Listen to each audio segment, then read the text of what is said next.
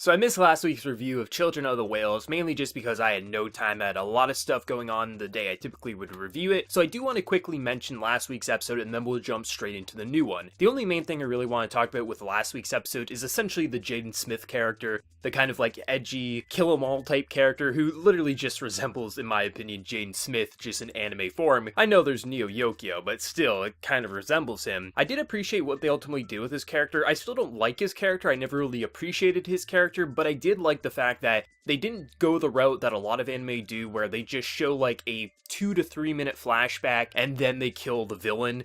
Because that's what a lot of anime does, and it's just like, was that supposed to make me have any interest in the character, just showing a bit more human side to him? So they did do that, but the entire episode was building up to his death, so ultimately when it did happen, you had a bit more of like, I understood where this guy was coming from, I still don't like the character, and I didn't really think he added too much to the series, but I did like the fact that they went a route that not many anime do, and they made him a bit more than just, I'm evil for the sake of being evil, and then 2-minute flashback and then he's dead. They actually used the entire episode. But this episode is very, very interesting. Now, the entire point in this episode in a lot of ways was Oni, and kind of revealing that Oni is, I think they call it like a daemon or something like that. And I was theorizing like a couple of weeks back, I said, I think Oni was a character who his family was aboard like the Empire, and then maybe his family threw Oni on the Whale Island to give him a normal life. That was my theory, and it seemed pretty probable with him just kind of showing up out of thin air.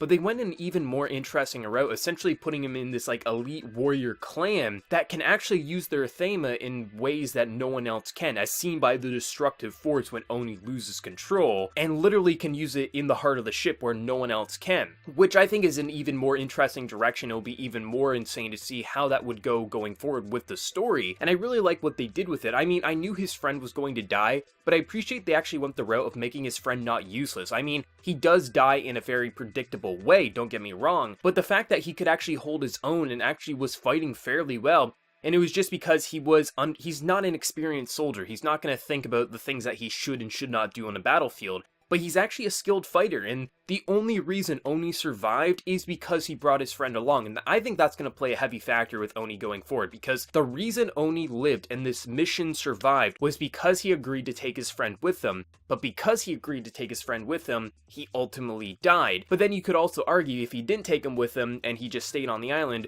this literally island would have never sunk because Oni would have died, no one would have been able to take out the heart of the ship there. So it's kind of like, it's 50-50, it's both good and wrong in its own way, and I know that's going to play a heavy factor with Oni, especially because that was his best friend, the one who literally gave him a purpose in life, and I think that's going to play a lot just going forward, especially with how they've handled death in the past. Like, when people died, it's not like these characters forget one episode later, they do carry that burden. So I'm very excited to see how they'll take Oni going forward, because Oni's been someone who's been very strong-willed, and for the first time, we saw him cry, his friends included. And I really appreciate that, especially with Oni's rage, like, just seeing what he was able to do when he lost control there. Like, imagine what he'll be able to do if he can master that, not in just a fury of just anger and all these other negative emotions. That would be really, really interesting. And I just thought, I really like the direction they're taking Oni, and I'd be interested to see how many more like him are out there right now. But one of the most unexpected events in this episode was actually with our main character, and essentially the heart of the ship that they were sinking there, I believe it was the heart of that ship, essentially offers him a choice.